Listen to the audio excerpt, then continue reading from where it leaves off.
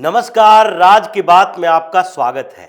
जैसे जैसे चुनाव नजदीक आ रहा है वैसे वैसे सारे अराजक तत्व अपने बिल से निकलकर बाहर आ रहे हैं और उसी में ये फर्जी किसान नेता भी है जो अपने अपने लोगों को इकट्ठा कर रहे हैं पैसे दे देकर। और पहले शंभू बॉर्डर पर जो प्रदर्शन कर रहे थे उससे अलग हटके अब फिर से वो 37 किसान संगठन जो अपने आप को किसानों का हितैषी समझते हैं वो दिल्ली में जुट गए महापंचायत के बहाने और यहां पर आकर मांग नहीं कर रहा बल्कि मांग के नाम पर बार्गेनिंग कर रहा है, सरकार की छवि खराब करने की कोशिश कर रहा है। और इसलिए जब इन लोगों ने महापंचायत की परमिशन मांगी तो सबसे पहले दिल्ली पुलिस ने इन सारे नेताओं को बिठाकर इनकी क्लास ली कि इधर से उधर हुआ तो पिछले बार की तरह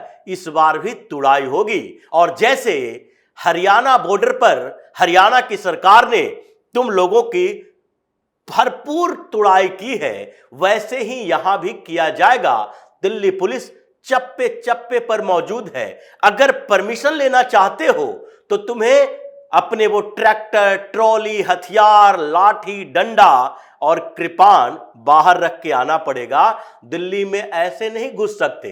और अगर दिल्ली में घुसना है तो सीधे रास्ते से आओ और फिर रामलीला मैदान पहुंचो, महापंचायत करो और वैसे ही बस ट्रेन से वापस अपने अपने घरों में जाओ। ये जो किसान महापंचायत रामलीला मैदान में चल रहा है जहां भारी बवाल भी हुआ क्योंकि इन लोगों ने मांग रखते रहते मोदी के खिलाफ नारेबाजी शुरू कर दी, केंद्र सरकार के खिलाफ नारेबाजी शुरू कर दी। जबकि दिल्ली पुलिस को जो एप्लीकेशन दिया गया था उसमें साफ तौर पर लिखा गया था कि हम यहां पर बातचीत करेंगे और फिर प्रस्ताव रिजोल्यूशन पारित करेंगे, संकल्प पत्र रखेंगे और उसमें सरकार से जो मांग की जानी है उन 7 मांगों का जिक्र करके एक डेलीगेशन जाएगा, सरकार को यह संकल्प पत्र सौंपेगा। लेकिन हो इसका उल्टा रहा है क्योंकि इन लोगों की नीयत ही ऐसी नहीं थी कि ये दिल्ली आए, महापंचायत करें और सामान्य तरीके से सरकार के सामने अपनी मांग रखें। क्योंकि जिन आकाओं के इशारे पर ये दिल्ली पहुंचे हैं उन आकाओं ने तो पहले से ही हंगामा शुरू कर दिया था। कांग्रेस नेता जयराम रमेश जो भारत जोड़ो न्याय यात्रा की ब्रीफिंग करते हैं हर दिन कि अब राहुल गांधी कहां पहुंचे हैं, क्या क्या आगे उनका प्रोग्राम होगा, आज ये भारत जोड़ो न्याय यात्रा के साथ साथ किसानों के मुद्दे पर डिस्कस करने लगे। क्या कि देखिए किसान कैसे हिंदुस्तान के अंदर परेशान है। ये हजारों किसान रामलीला मैदान में महापंचायत कर रहे हैं। कुछ किसान संगठन जो है वो हरियाणा और पंजाब के बॉर्डर पर डटे हुए हैं। पूरे देश का किसान परेशान है और मोदी सरकार उनकी बातें नहीं मान रही है। कुछ ऐसी ही आवाज महाराष्ट्र से भी आई जहां पर राहुल गांधी अभी अपनी यात्रा पूरी कर रहे हैं। वहां से उन्होंने किसान की बात करनी शुरू कर दी। विपक्षी पार्टी के सारे नेताओं को एक मौका मिल गया इस महापंचायत के जरिए कि देखिए फिर से पूरे हिंदुस्तान के किसान अब दिल्ली आ रहे हैं क्योंकि इनकी मांगे पूरी नहीं की जा रही है। लेकिन ये किसान महापंचायत जो रामलीला मैदान में किया जा रहा है उस किसान महापंचायत की मांग पर गौर कीजिए कि इनकी मांग क्या है। इसकी मांग भी वही है लमसम जो कि ये शंभू बॉर्डर पर डटे हुए किसान नेताओं का है। और ये लोग यहां महापंचायत में रामलीला मैदान से कह रहा है कि हमें उस संगठन से कोई लेना देना नहीं है। ये 2 संगठन है पंजाब के जो अभी शंभू बॉर्डर पर अड़े हुए हैं, ये दिल्ली में आकर हंगामा करने की कोशिश कर रहे हैं। हमें उससे कोई लेना देना नहीं है। हम संयुक्त किसान मोर्चा के तत्वाधान में ये महापंचायत कर रहे हैं जिसमें 37 किसान संगठनों के नेता हैं और हम लोग रिजोल्यूशन पास करेंगे और यहां पर हमारी 7 मांग है। लेकिन मांग देखिए क्या क्या मांग है। पहली मांग कि हमें एमएसपी की गारंटी का कानून चाहिए। यही तो डल्लेवाल और पंडेर भी मांग रहा है कि हमें कानूनी गारंटी चाहिए ऐसे समय में जबकि लोकसभा चुनाव की घोषणा होनी है। ऐसे समय में इन लोगों को एमएसपी के गारंटी कानून चाहिए। संसद सत्र विशेष तौर पर बुलाया जाए इनके लिए, या फिर राष्ट्रपति से अध्यादेश पारित करवा के इनको गारंटी दी जाए कि हम एमएसपी से इधर से उधर ना आएंगे। लेकिन गारंटी किस बात की और गारंटी क्या होती है? संसद में जितने कानून बनते हैं क्या वो कानून बदले नहीं जाते हैं? क्या आर्टिकल 370 बदले नहीं गए?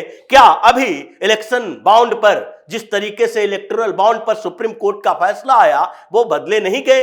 ये संसद की गारंटी कानून से तुम्हारा कहना क्या है? क्योंकि एक सरकार दूसरे सरकार के कई संशोधनों को खारिज भी करती है, कई नए संशोधन लाती है, और तुम ये एमएसपी की गारंटी कानूनी तरीके से मांगते हो, जबकि तुम्हारे पास पंजाब के 10 से 12% ऐसे लोग हैं जो डिस्ट्रिक्ट लेवल पर अपने अपने संगठन के साथ 2000, 1500 लोगों को जोड़े हुए हैं। ये 37 किसान संगठनों में से 80% किसान संगठन पंजाब, कुछ हरियाणा और कुछ पश्चिम उत्तर प्रदेश के हैं, और पूरे देश के किसानों को इससे कोई लेना देना नहीं है। लेकिन ये कहेगा कि हम पूरे हिंदुस्तान का प्रतिनिधित्व कर रहे हैं। जैसे राहुल गांधी कहता है कि 10%, 12%, 15% ही वोट भले ही कांग्रेस को मिले, लेकिन ये पूरे हिंदुस्तान के विपक्ष का प्रतिनिधित्व करता है। पीएम मोदी को तो 50% प्लस वोट मिलता है तो सरकार बन जाती है। हमें 50% के थोड़ा बहुत नीचे वोट मिलता है तो हम विपक्ष की भूमिका में जो है उसको सरकार इग्नोर कर रही है।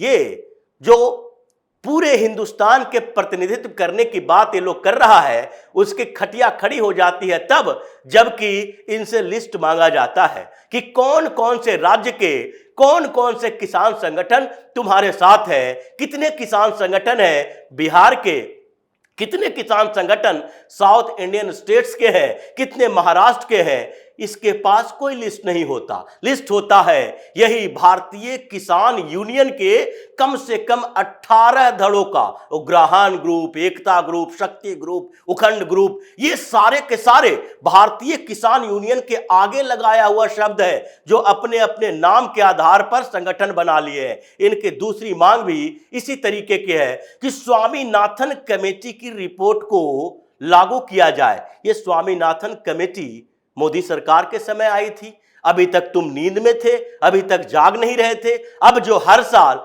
एमएसपी बढ़ाया जाता है तो तुम्हें एक और रिपोर्ट की पड़ी हुई है, जबकि सरकार यहां पर कह रही है कि हिंदुस्तान के 7 लाख गांव में पैक्स खोले जाएंगे, कोऑपरेटिव सोसाइटी बनेंगे, आत्मनिर्भर बनाया जाएगा, हर गांव के किसानों को एक साथ जुड़े रहेंगे, बैंक से क्रेडिट लेंगे, अपने गोडाउन बनाएंगे, कारपोरेट हाउसेस से सीधे डील करेंगे और अपने आमदनी को बढ़ाएंगे। तो तुम इन संगठनों के नाम पर उन लोगों को बरगला रहे हो। तीसरी मांग इनकी यही है कि पिछली बार हमने जब आंदोलन किया था तो उस आंदोलन के समय कई एफआईआर दर्ज हुए थे, वो सारे के सारे केस वापस लिए जाए।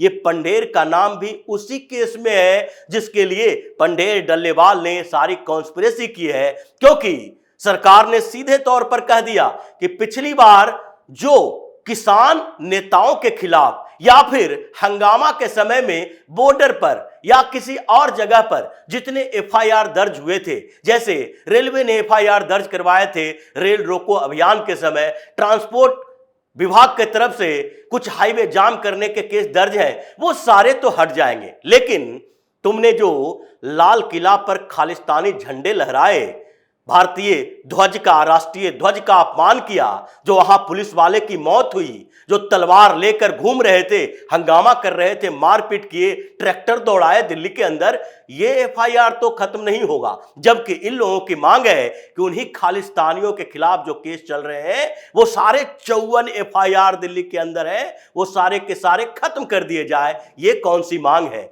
ये मांग तो सरकार नहीं मानेगी। उसके बाद ये जो मांग पंढेर और डल्लेवाल का है, यही संयुक्त किसान मोर्चा का है। और उसके अलावा जो चौथी मांग है वो वही है कि लखीमपुर खीरी में जो घटना घटी उसके दोषियों को सजा दे। कैसे सजा दे? सजा देने का प्रावधान क्या है? अजय कुमार टेनी के बेटे को सजा मिल रही है और वो सजा कोर्ट दे रही है। वो बेल लेता है, बाहर आता है, फिर भी उस पर सुनवाई हो रही है, तो सजा कैसे देना चाहते हो? तालिबानी अंदाज में, खालिस्तानी तरीके से कि जाकर किसी को गोली मार दो।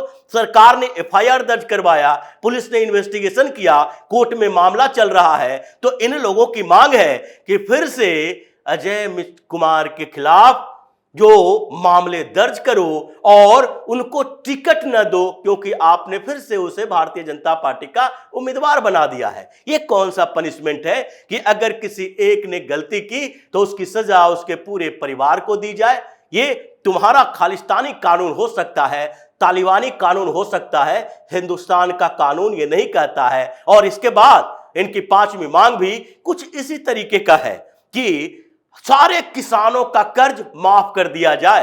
तो फिर तो राहुल गांधी से रिक्वेस्ट करना पड़ेगा, जो कह रहा है कि हमने अपने समय में 74,000 करोड़ रुपए का कर्ज माफ किया था, जबकि पीएम मोदी का कहना है कि हम कर्ज माफ नहीं कर रहे, बल्कि उन किसानों की मदद कर रहे हैं जो कि छोटे किसान कहलाते हैं, जिनके पास 1 एकड़ 2 एकड़ जमीन है। ये जो बड़े बड़े किसान लाखों करोड़ों का इनकम कमाते हैं, जो पंजाब के किसान फॉर्च्यूनर पर चलता है, जो 33 लाख रुपया का ट्रैक्टर बिना लोन लिए कैश में खरीदता है और फिर वो कृषि लोन के नाम पर 10-20 लाख ले लेता है और उसके किसानों का कर्ज माफ करने की बात कर रहे हो। ये करोड़ों रुपए की गाड़ियों से चलने वाले किसानों का कर्ज माफ नहीं होगा, जो अपने बच्चे को कनाडा भेजकर पढ़ाने पर 3-3 करोड़ रुपया खर्च करता है और वो सामने आके कहता है हम तो किसान हैं, हमारे पास कुछ नहीं है, हमारी मांग मान लो, क्योंकि तुम किसानी के साथ ड्रग्स का कारोबार भी करते हो और फिर करोड़ों की गाड़ियों में चलते हो और यहां पर हंगामा करने के लिए, खालिस्तानी सपोर्ट को बढ़ाने के लिए किसान किसान कहकर सरकार को बदनाम करते हो। ये कर्ज माफी नहीं होगी। कर्ज तो उन लोगों की माफी होगी जिसके लिए सरकार प्रधानमंत्री किसान सम्मान योजना के तहत दे रही है। सरकार उन लोगों के खाते में डायरेक्ट पैसा जमा कर रही है, जो साल में तकरीबन 65,000 करोड़ रुपया है, जो एक बार यूपीए के 10 साल के कार्यकाल में 74,000 करोड़ रुपया ये लोन माफ किया। यहां तो किसानों को 65,000 करोड़ हर साल दिया जा रहा है। इस बात को ध्यान रखना चाहिए। हम ऐसे माफ नहीं कर सकते, सरकार इस बात के लिए तैयार नहीं है। लेकिन ये लोग तो यही मांग चाहिए, इन लोगों को चाहिए कि हम ऐसी मांग रखें जो सरकार मान न सके, और जब सरकार मान न सके तो चुनाव के पहले हम अपने अपने बिल से निकले और सरकार को, पीएम मोदी को बदनाम करें, क्योंकि इन लोगों का आका तो यही पार्टियों के नेता है जिसने इनको पैसे दिए हैं भीड़ जुटाने के लिए। इसलिए जब इन लोगों ने 13 तारीख को परमिशन के लिए दिल्ली पुलिस के बाद याचिका दायर की, तो बॉर्डर पर पहुंचे किसानों को सीधे मना कर दिया गया। वहां झगड़ा हुआ और फिर आंसू गैस के गोले भी चले, पानी के बौछार भी हुआ, और जब 2-3 घंटे तक ये लोग जूझते रहे तो फिर इसके कुछ किसानों के फर्जी नेता, दलाल नेता सामने आए, कहे कि हमें महापंचायत की जरूरत है, इसलिए हम ऐसे नहीं जा सकते। फिर बैठक हुई और कहा गया कि ये रिस्ट्रिक्शन है, आप यहां से आओगे और अलग अलग जगहों से आओ, लेकिन कोई दिक्कत नहीं है, आप दिल्ली के अंदर मार्च नहीं निकालोगे, ये पहली शर्त है। और इन लोगों ने मंजूर की, कोई मार्च नहीं निकाला जाएगा। दूसरी शर्त, आप ट्रैक्टर ट्रॉली लेकर नहीं आओगे, ये भी मान लिया गया। तीसरी शर्त, आप लाठी, डंडे या तलवार या कोई भी ऐसे शार्प हथियार लेकर नहीं आओगे, चाहे आपको इसकी धर्म मंजूरी देता हो या नहीं, उसको अलाउड नहीं किया जाएगा। इन लोगों ने यह भी मान लिया। इसके बाद कहा गया मैक्सिमम 5,000, उससे ज्यादा नहीं। 5,000 लोगों की कैपेसिटी है। रामलीला मैदान में मैक्सिमम 5,000 लोग जाएंगे और मंच से किसी भी तरीके से हंगामेदार बातें, असामाजिक बातें या भड़काऊ बयान, भड़काऊ भाषण नहीं दिए जाएंगे। ये सारी शर्तें दिल्ली पुलिस ने रखी। इन लोगों ने मान तो ली, लेकिन जैसे ही दिल्ली में घुसा, ये अलग अलग जगहों पर, ये गुरुद्वारा जाने के नाम पर वहां पर मार्च निकालना शुरू कर दिया। दिल्ली पुलिस ने चेतावनी जारी कर दी कि आप गुरुद्वारा जा रहे हो, इन्होंने कहा कि हम सुबह सुबह शीशगंज गुरुद्वारा जा रहे हैं, बंगला साहब गुरुद्वारा जा रहे हैं, लेकिन गुरुद्वारा जाने के लिए आप 1500 की संख्या में झंडे लेकर जाओगे, नारेबाजी करके जाओगे। दिल्ली पुलिस ने चेतावनी जारी की और फिर ये सब सीधे हो गए, क्योंकि इनको शंभू बॉर्डर के वो पुलिस की पिटाई भी पता है और उसके बाद दूसरे दिल्ली पुलिस के वो जो तरीके हैं उसकी भी जानकारी है। फिर रामलीला मैदान में जब ये लोग जुटा तो उसके बाद रिजोल्यूशन के नाम तो चला गया, वहां पर स्लोगन नारेबाजी हुई पीएम मोदी के खिलाफ, केंद्र सरकार के खिलाफ। दिल्ली पुलिस वहां पहुंची। ये शांतिपूर्ण प्रदर्शन, शांतिपूर्ण महापंचायत की बात की गई थी। नारेबाजी करोगे, अगर यहां के बाहर के आसपास के लोग हंगामा करने यहां पर तुम्हारे खिलाफ नारेबाजी करना शुरू कर देंगे तो फिर क्या होगा? लॉ एंड ऑर्डर के प्रॉब्लम क्रिएट हो जाएंगे और फिर दिल्ली पुलिस को अपना काम करना पड़ेगा। ये रामलीला मैदान में भी बवाल नहीं चाहिए। और इसलिए जैसे ही दिल्ली पुलिस ने स्टेज पर बैठे इन 37 नेताओं की लिस्ट थमाई कि सबसे पहले कार्रवाई तुम लोगों के ऊपर होगी, गाज तुम्हारे ऊपर गिरेगी, पिछली वाला मामला अभी चल ही रहा है, आगे भी दर्ज होगा, सब सीधे हो गए और फिर इन लोगों ने महापंचायत करके वही कियोस्क पैदा करने की कोशिश की। लेकिन अब इससे होगा कुछ नहीं। शंभू बॉर्डर से भी अब धीरे धीरे वापस जा रहा है और ये जो संयुक्त किसान मोर्चा, ये 37 किसान संगठन अपने आप को पूरे हिंदुस्तान का प्रतिनिधित्व करने वाला कह रहा है, इसकी भी सारी हेकड़ी निकल गई है। तो इसी तरह की खबरों के साथ फिर से हाजिर होंगे। तब तक के लिए बने रहिए हमारे साथ और देते रहिए हमें सहयोग, ताकि इसी तरह की खबर हम आपके लाते रहें। धन्यवाद।